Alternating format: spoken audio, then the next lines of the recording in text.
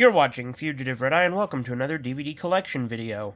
To start off with today, we have The British Empire, which is a British comedy starring Chris Berry running a gym, or a leisure centre as they're known in the UK.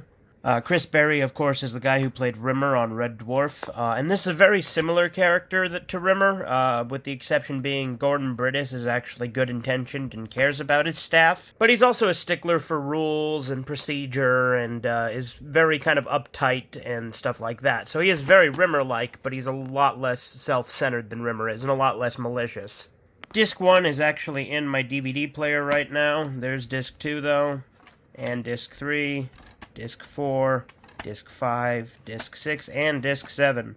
There's the episode lists, if you feel so inclined. One thing I find really odd, there's actually 6 episodes in Series 1. Stop Thief and Assassin are 2 different ones. So I have no idea why the hell they decided to include them both as one, but they did. I don't know, it was a weird choice, and it's the only one they did that with from the looks of it.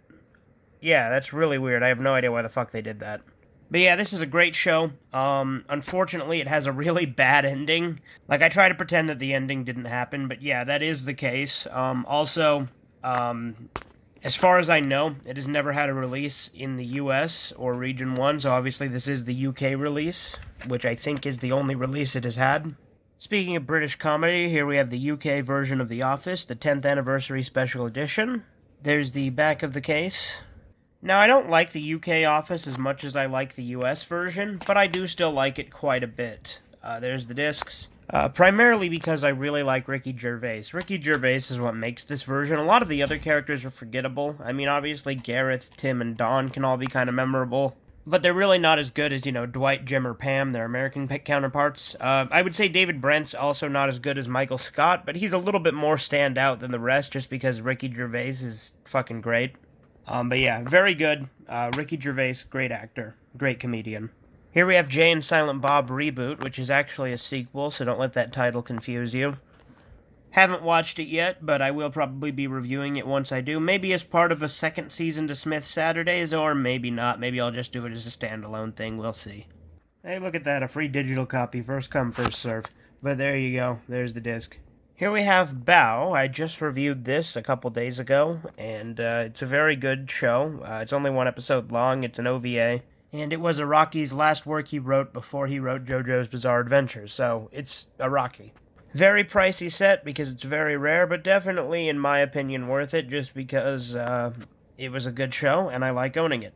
Speaking of Araki, finally Volume 2 of JoJo's OVAs arrived, so now I've got Volumes 1 through 4. 5 and 6 I haven't bought yet. 5's like $200 and 6 is $100, so I don't know if I'll do that right away. 2 was the second cheapest one. This one was like 15 or 20, whereas 3 was like 100 or something like that, and 4 was 100 and 3 was 50. That's what it was.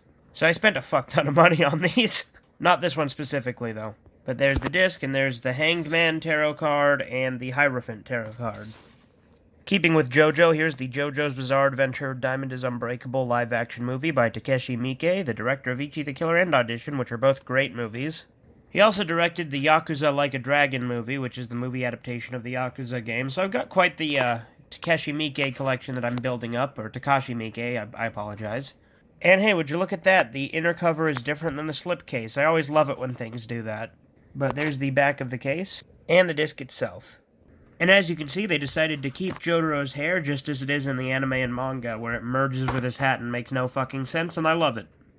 Next up we have Fist of the North Star, the movie. There's the back of the case. Again, this is also released by Discotek. And I gotta say, I fucking love that artwork inside the case. And, so I'll take a look at it behind the disc as well. Good shit. And here we have MXC, Volumes 4 and 5. This is a double pack with both volumes in it, as you can see.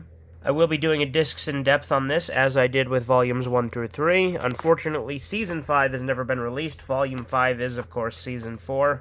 And Volume 4 is the second half of Season 3.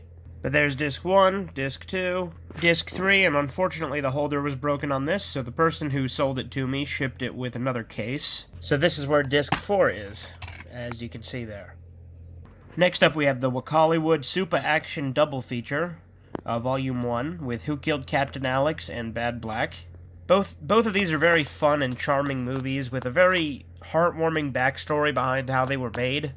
And there's the discs, and it has a reversible case, which I'm going to go ahead and do now. So there's the reverse case art. The back is the same. So if you're unfamiliar with these movies, they were made in Uganda, and they were made on a budget of like $200, edited on a computer. This guy made using parts he found in the trash.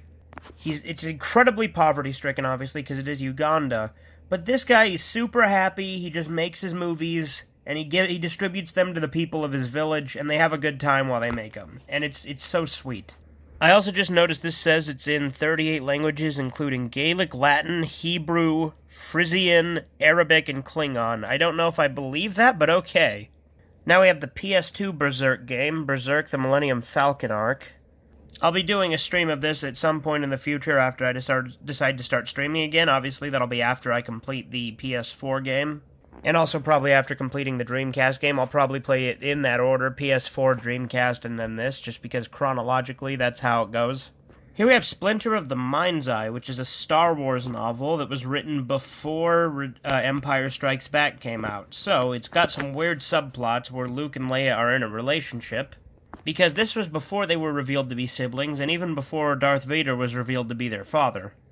Spoiler for Star Wars if you're the one person in the audience who doesn't know all that, but yeah. To end off with here, we have the Divine Word of Kek, which I'm doing a reading on the channel, so stay tuned for that. Anyway, that does it for this collection update. This has been Fugitive Red Eye. Have a good one.